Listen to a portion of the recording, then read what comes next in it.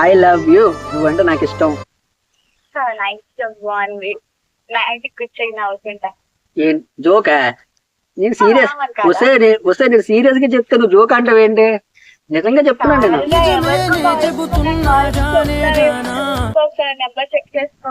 ఇచ్చేయడానికి ఏముంది, నీ నంబర్ కదా, నాకు తెలియదు ఏంటి నంబర్.